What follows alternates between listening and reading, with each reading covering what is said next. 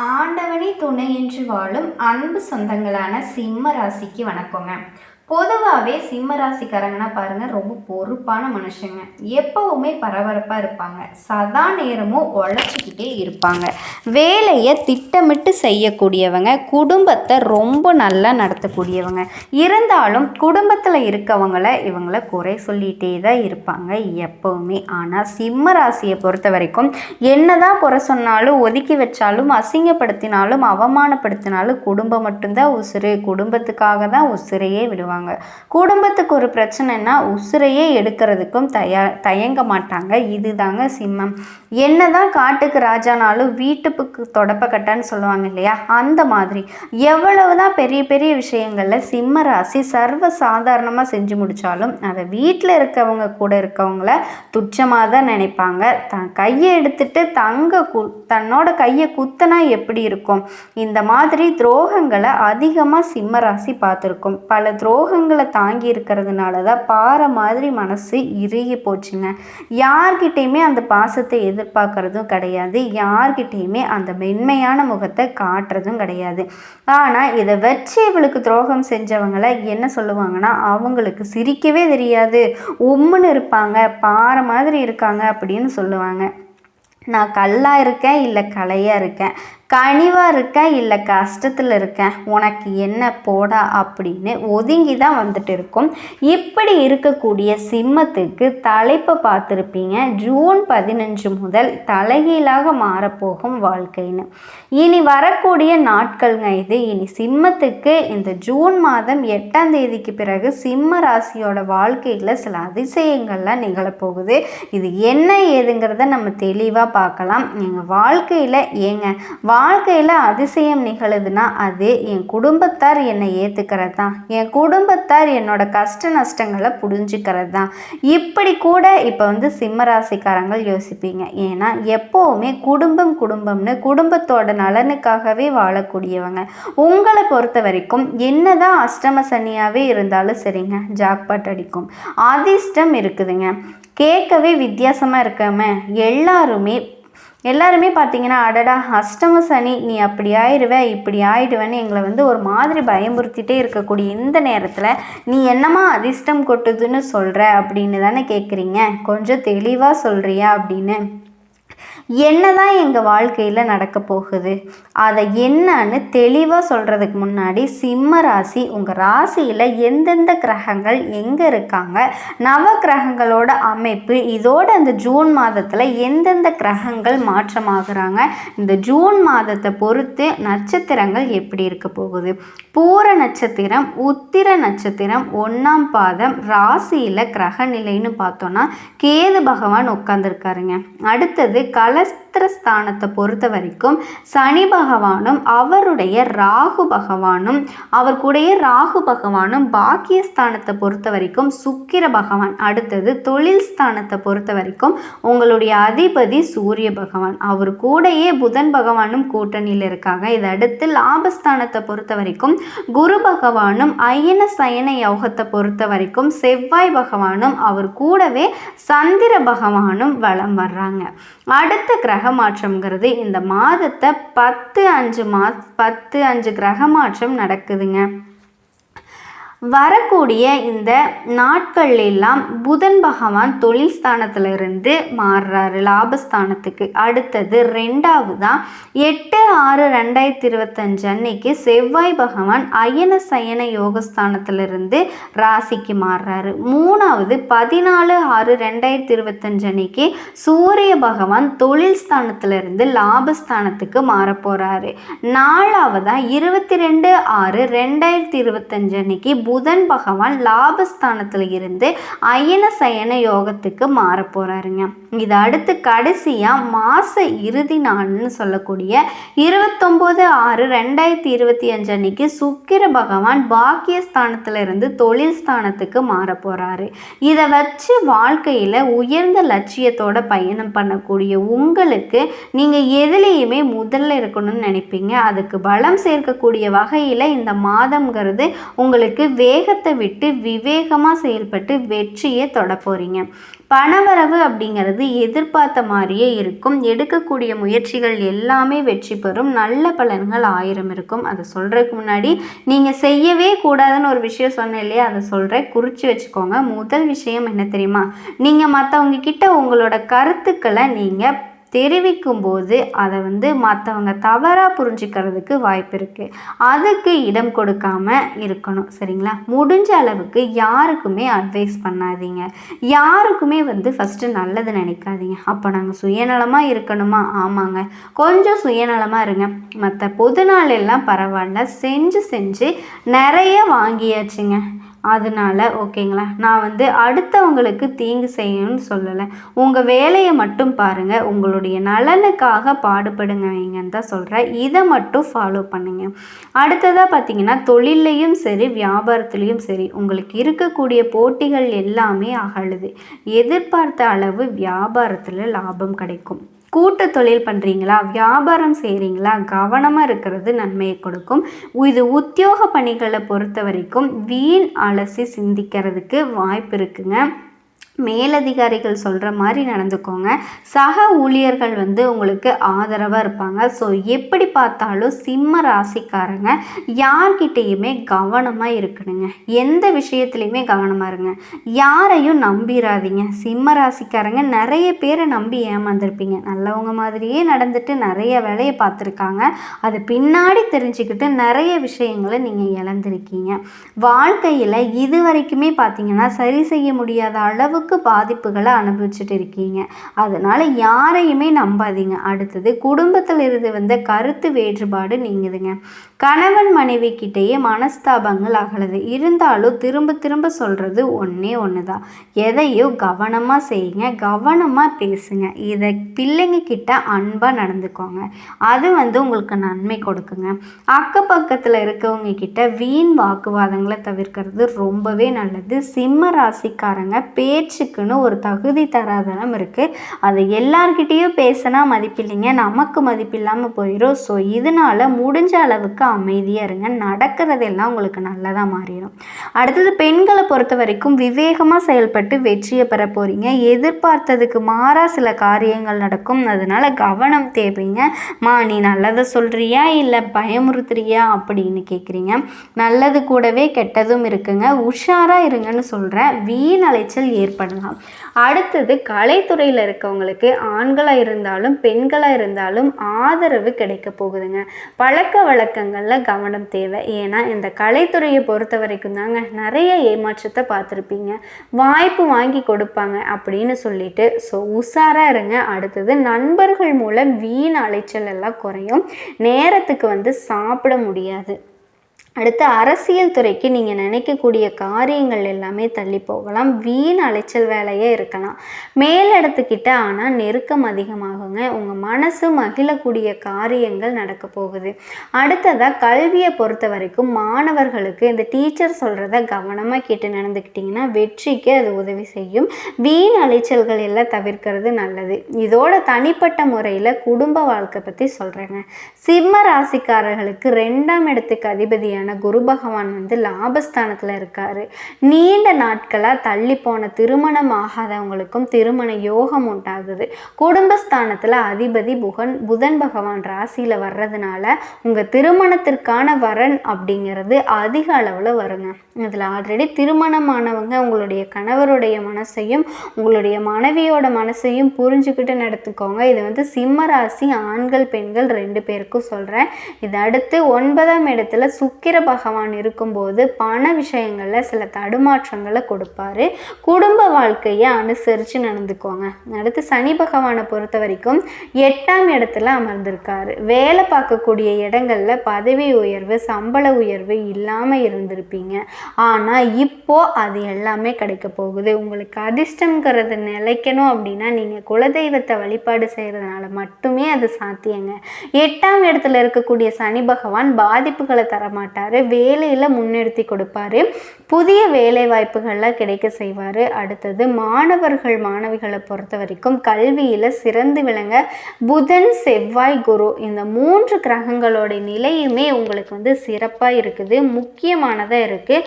புதனோட அருளால் 9ஆம் வகுப்பு வரை படிக்கக்கூடிய மாணவர்களுக்கு எல்லா வகையிலையுமே வெற்றி உண்டாகுங்க. செவ்வாய் பகவானை பொறுத்த வரைக்கும் முதல் 7 நாட்கள் நீச்சமாக இருக்கிறதுனால 10, 11, 12ஆம் வகுப்பு படிக்கிற மாணவர்களுக்கு சின்ன சின்ன தடங்கல்கள் இருந்தாலுமே 8ஆம் தேதிக்கு அப்புறமா அருமையான காலகட்டம் உங்கள் வாழ்க்கையில் இருக்கும். நல்ல கல்லூரி, விரும்பிய துறைகளில் இடம் கிடைக்கும். குரு பகவானும் சாதகமாக இருக்கிறதுனால உயர்கல்வி படிக்கிறதுக்கு நல்ல வாய்ப்புகள்லாம் அமையுங்க. அடுத்தது தொழில் ரீதியாக சுக்கிர பகவான் பாக்கியஸ்தானத்தில் இருக்கிறதுனால தொழிலில் நீங்கள் அமோகமாக வாழ போகிறீங்க. சனி உங்களை தடுக்கிறதுனால பணியாளர்கள் பிரச்சனை வருங்க. இருந்தாலுமே குலதெய்வ வழிபாடு செய்யுங்க, அமோகமான பலன்களை கொடுப்பாங்க. அதாவது சனி பகவான் கிட்ட இருந்தே நம்மளை நம்ம குலதெய்வம் காக்கும், புரியுதுங்களா? இதுவே தொழில் ரீதியாகவும் காக்க போகுதுங்க. அதே மாதிரி உங்களுக்கு ரொம்ப சிறந்த வளர்ச்சியை உண்டாக்கக்கூடிய காலகட்டம். அடுத்து குழந்தை பாக்கியம், பிள்ளைகளுக்கு நிறைய செய்வீங்க, அவங்களோட செயல்பாடு உங்களுக்கு திருப்தியை கொடுக்கும். அந்த வகையில் உங்களுக்கு இருக்கக்கூடிய சிக்கல்கள் எல்லாமே மறைய போகுதுங்க. செயற்கை முறையில் கருத்தரிப்பதற்கான வாய்ப்புகள் இருக்குது. நீண்ட காலம் குழந்தை இல்லாதவங்களுக்கு இதோட பிள்ளைகளோட வாழ்க்கையில் மிகப்பெரிய முன்னேற்றம் ஏற்படக்கூடிய சூழல் இருக்குங்க. அடுத்தது ஆரோக்கியம், அஷ்டம சனி உங்களுக்கு இருக்கிறதுனால இன்சூரன்ஸ் எடுத்துக்கிறது நல்லதுங்க. உடம்புல சின்ன சின்ன தொந்தரவு போனாலும் மருத்துவர்கிட்ட உடனடியாக போயிட்டு ஆலோசனை செஞ்சு பார்த்துக்கிறது ரொம்பவே நல்லது.